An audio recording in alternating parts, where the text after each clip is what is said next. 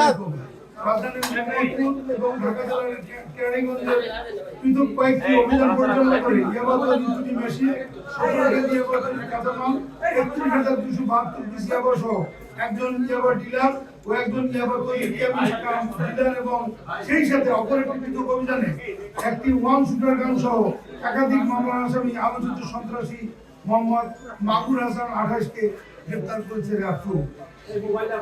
গতকাল 2/8/2026 তারিখ র্যাবের নিজস্ব গোয়েন্দা তথ্যের ভিত্তিতে র্যাব 2 জানতে পারে যে রাজধানীর মোহাম্মদপুর থানাধীন বসিলা হাউজিং এলাকায় একজন ইয়াবা ডিলার মোটরসাইকেল যোগে বিপুল পরিমাণ ইয়াবা পরিবহনের উদ্দেশ্যে অবস্থান করছে।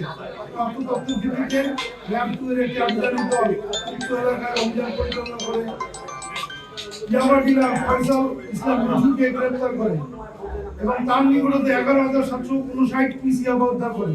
পরবর্তীতে তার দেওয়া তথ্যের ভিত্তিতে কেরানীগঞ্জে তার নিজ বাড়িতে অবৈধ ইয়াবা তৈরির কারখানা অভিযান চালিয়ে ইয়াবা তৈরির একটি মেশিন উদ্ধার করে র্যাব 2 এর আধিকারিক দল।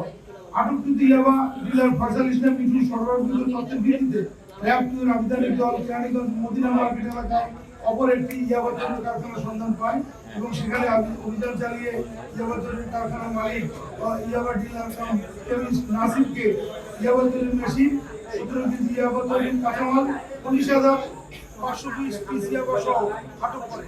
উল্লেখ থেকে নাসির নিজেই ইয়াবা তৈরি করে নিজে ডিলার হিসেবে বিভিন্ন স্থানে ইয়াবা বাজারজাত করে আসছে। গতকাল অভিযানে গোয়েন্দা তথ্যের ভিত্তিতে র্যাব 2 এর আধিকারিক দল মোহাম্মদপুরের ঘাট এলাকায় অভিযান পরিচালনা করে একাধিক মামলার আসামি সন্ত্রাসী মাকুর হাসানকে একটি ওয়ান শুটার গান সহ আটক করে। আসামি মোহাম্মদ মাকুর হাসান ইতিপূর্বে 5 বার আইন শৃঙ্খলা বাহিনীর কাছে বিভিন্ন মামলায় গ্রেফতার হয়েছিল। জব্দকৃত আলামত এবং গ্রেফতারকৃত আসামিদের বিরুদ্ধে পরবর্তী আইনানুগ ব্যবস্থা প্রক্রিয়াধীন রয়েছে। আসামিদের নিকটতে প্রাপ্ত তথ্যের ভিত্তিতে তাদের অন্যান্য সহযোগিতার গ্রেফতারের অভিযান অব্যাহত রয়েছে। তাদের পিসিবিআর আমরা আপনাদেরকে প্রেস রিলিজের মাধ্যমে জানিয়ে দেব।